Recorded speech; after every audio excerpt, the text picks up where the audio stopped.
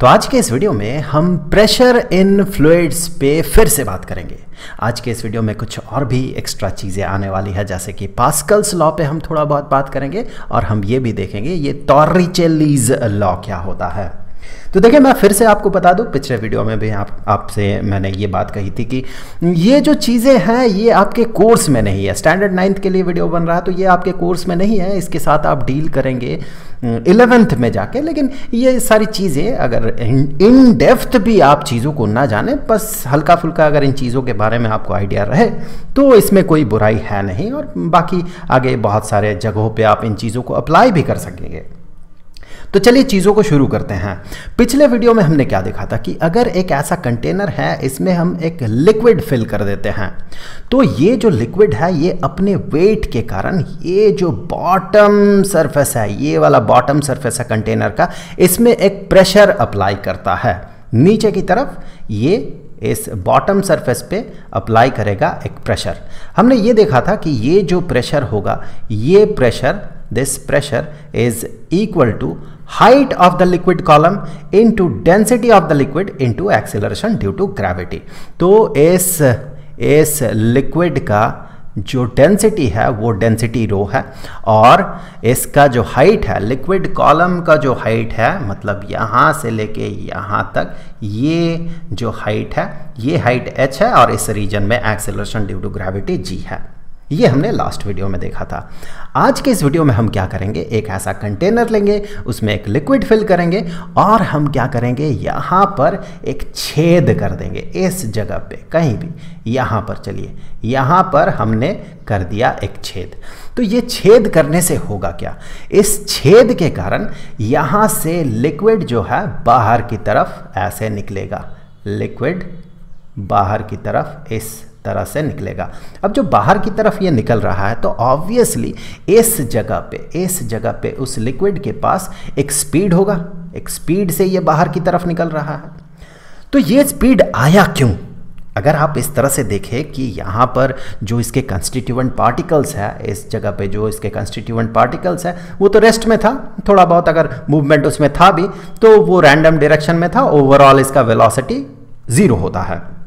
लेकिन जैसे ही छेद इसे मिलता है वैसे ये v वेलोसिटी से ये किस तरह से बाहर निकल रहा है, क्यों निकल रहा है? 0 से नॉन ज़ीरो वेलोसिटी होने के लिए यहाँ पर ज़रूर अप्लाई होना होगा एक फोर्स, और यहाँ पर जब फोर्स है तो हम ये कह सकते हैं कि यहाँ पर जो छेद है, छेद का अगर एरिया, इस छेद का अगर एरिया A हुआ तो वो फोर्स, जिस फोर्स के कारण ये v वेलोसिटी से बाहर की तरफ निकल रहा, वो force divided by this area that is equal to pressure. तो ज़रूर यहाँ पर इस डायरेक्शन में एक प्रेशर रहा होगा, इस डायरेक्शन में एक प्रेशर रहा होगा, जिसके कारण ये v वेलोसिटी से बाहर की तरफ निकल रहा है। वही प्रेशर आज के इस वीडियो में हम पता करने वाले हैं। तो इसके लिए देखिए, लास्ट वीडियो में हमने क्या देखा था कि कहीं भी, जैसे कि इस बॉटम की बात हम कर रहे हैं, इस बॉटम वाले सरफेस में जो प्रेशर होता है वो प्रेशर किस पे डिपेंडेंट होता है? लिक्विड के डेंसिटी पे, लिक्विड कॉलम के हाइट पे। यहाँ पर गौर से देखिए, ये जो h हाइट है ये क्या है?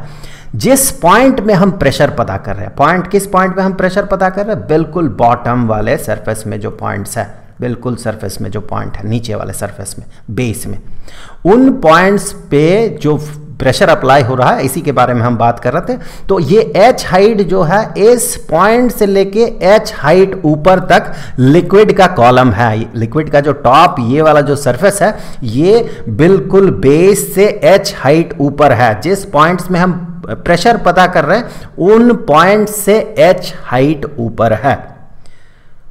तो फिर अगर हम यहां पर एक वर्चुअल सरफेस बना लेते हैं, चलिए यहां पर मैं ना एक वर्चुअल सरफेस बना लेता हूं। यहां पर कैसा सरफेस है? ये एक वर्चुअल सरफेस है, इमेजिनरी सरफेस है, और ये सरफेस ये जो पॉइंट है, ये जो छेद वाला पॉइंट है, इस सरफेस का ही वो पार्ट होगा। तो ये एक वर्चुअल सरफेस है, इमेजिनरी सरफेस हमने ड्रॉ कर लिया।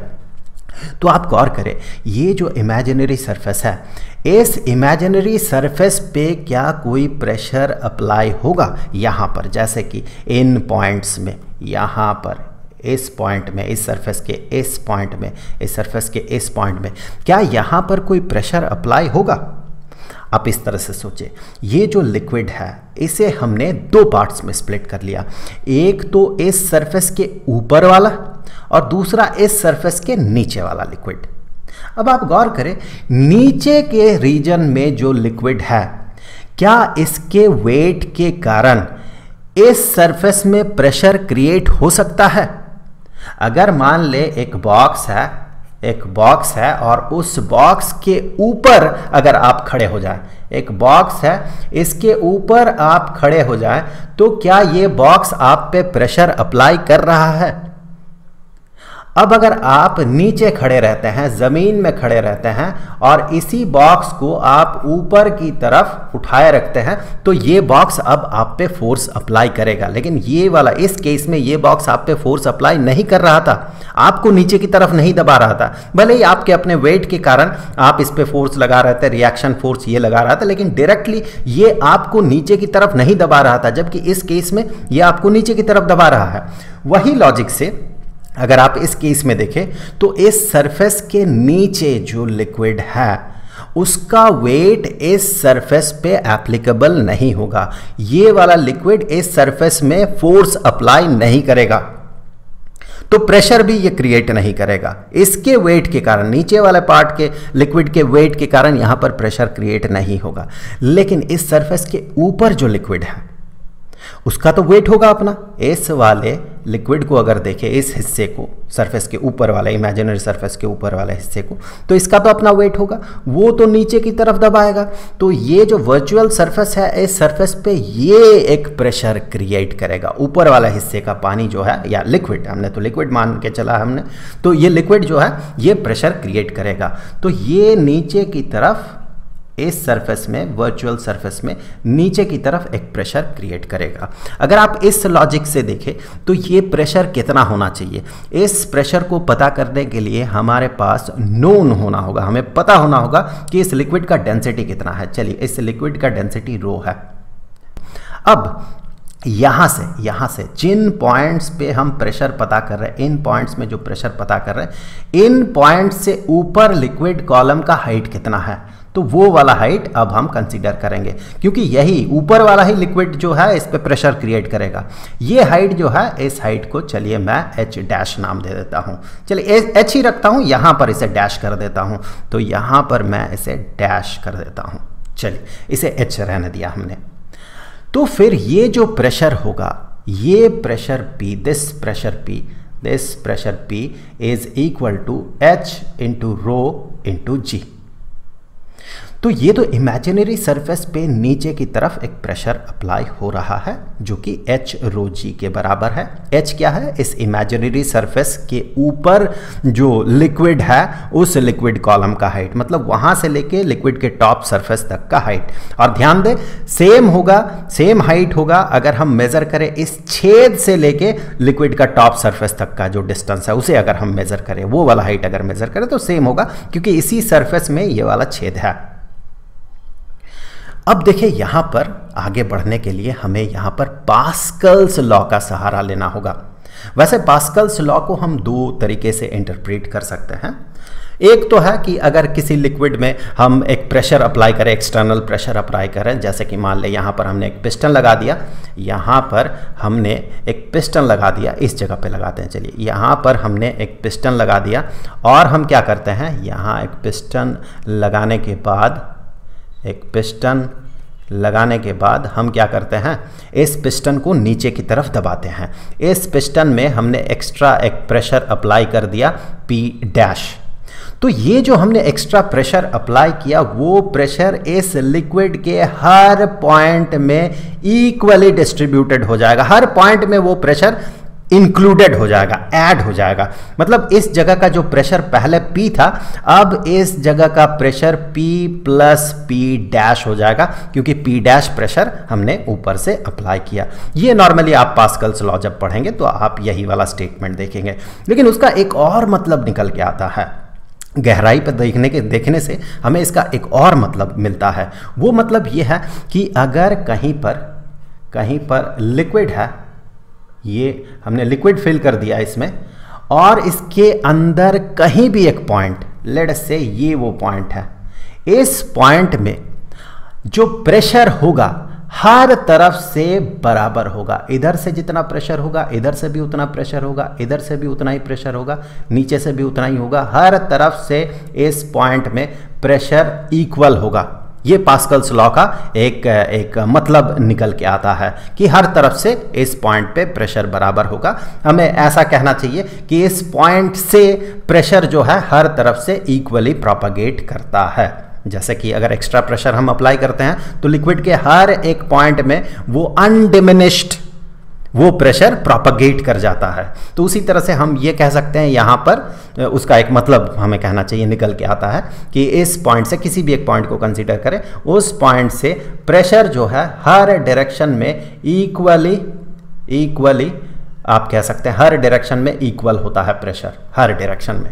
तो अगर अब हम इस लॉ को पास्कल्स लॉ के इस फॉर्म को कंसीडर करें तो आप गौर करें, इस छेद के बहुत करीब एक पॉइंट हम कंसीडर कर लेते हैं, बहुत करीब यहाँ पर एक पॉइंट कंसीडर कर लेते हैं। तो इस पॉइंट पे आप देखें लिक्विड कॉलम के कारण जो प्रेशर अप्लाई हो रहा वो प्रेशर तो ये P है। तो यहाँ पर मैं ना इस P को भी P डैश कर देता हूँ वरना कंफ्यूजन होगा। सो यहाँ पर ये जो प्रेशर है ये प्रेशर P है। तो ये इस पॉइंट पे नीचे की तरफ अगर P होगा तो ये दाहिने तरफ भी P होगा, ये बाएं तरफ भी उतना ही प्रेशर होगा और ऊपर की तरफ भी उतना ही प्रेशर होगा। इस पॉइंट में हर तरफ से बराबर प्रेशर अप्लाई होगा। तो हम कह सकते हैं ये जो छेद था यहाँ पर, ये जो छेद यहाँ पर था, इस छेद से जो पानी निकल रहा है या लिक्विड जो निकल रहा है, क्यों निकल रहा है? क्योंकि यहाँ पर एक प्रेशर अप्लाई हो रहा है और वो प्रेशर जैसे कि हमने देखा वो प्रेशर इस सरफेस के ऊपर वाले लिक्विड कॉलम के कारण क्रिएट हुआ प्रेशर के बराबर ही होगा। दैट मीन ये वाला प्रेशर जो है इसी P के बराबर होगा ये वाला प्रेशर। और वो प्रेशर कितना? H rho G। तो हम ये कह सकते हैं कहीं पर अगर छेद है लिक्विड में, कहीं लिक्विड के कंटेनर में कहीं पर अगर छेद है तो वहाँ से पानी जो बाहर की तरफ निकल रहा है उसके पीछे कौन है? उसके पीछे लिक्विड का अपना ही प्रेशर है। वो प्रेशर किसके बराबर होगा? वो प्रेशर H rho G के बराबर होगा, जहाँ पर रो है उस लिक्विड का डेंसिटी, G है एक्सेलरेशन ड्यू टू ग्रेविटी और H है उस छेद से ऊपर, उस छेद से ऊपर लिक्विड का जो टॉप सरफेस है उसका हाइट, यहां से लेके यहां तक ये वाला हाइट। अब ये जो V है, ये V कितना है? इसके लिए हमें टॉरिचेल्लीज लॉ का सहारा लेना होगा। वैसे मैं इसे डिराइव करके नहीं दूंगा आपको, लेकिन टॉरिचेल्लीज लॉ ये कहता है कि इस तरह के सिचुएशन में ये जो वेलोसिटी से ये लिक्विड बाहर की तरफ निकलेगा, फ्लूइड बाहर की तरफ निकलेगा, वो वेलोसिटी होता है अंडर रूट 2GH के। यहाँ पर G acceleration due to gravity है और H है इस छेद से ऊपर जो लिक्विड का टॉप सरफेस है उसका हाइट। वैसे अगर आपको इसका डेरिवेशन समझना है, अगर आपको लगता है कि आप समझ सकते हैं तो फिर आप एडू पॉइंट चैनल में जाइए और वहाँ पर उस वीडियो को सर्च कीजिए टॉरिचेल्लीज लॉ, वहाँ पर आपको वीडियो दिख जाएगा, वहाँ पर डेरिवेशन भी है। वैसे मैं इस वीडियो के डिस्क्रिप्शन बॉक्स में भी उसे इंक्लूड कर दूंगा, उस वीडियो के लिंक को इंक्लूड कर दूंगा। तो अब आई होप कि ये वीडियो आपके लिए हेल्पफुल रहा होगा। अगले वीडियो का जो लिंक है वो आपको स्क्रीन पे यहाँ पर मिल जाएगा, वहाँ क्लिक करके आप उस वीडियो को देख सकते हैं। अब जाते जाते मैं आपको बता दूं कि इस पूरे चैप्टर का जो प्लेलिस्ट है उसका लिंक आपको नीचे डिस्क्रिप्शन में मिलेगा। तो आई होप कि अगले वीडियो में फिर मुलाकात होगी। तो मिलेंगे आपसे अगले वीडियो में, तब तक के लिए खुश रहें। Good bye.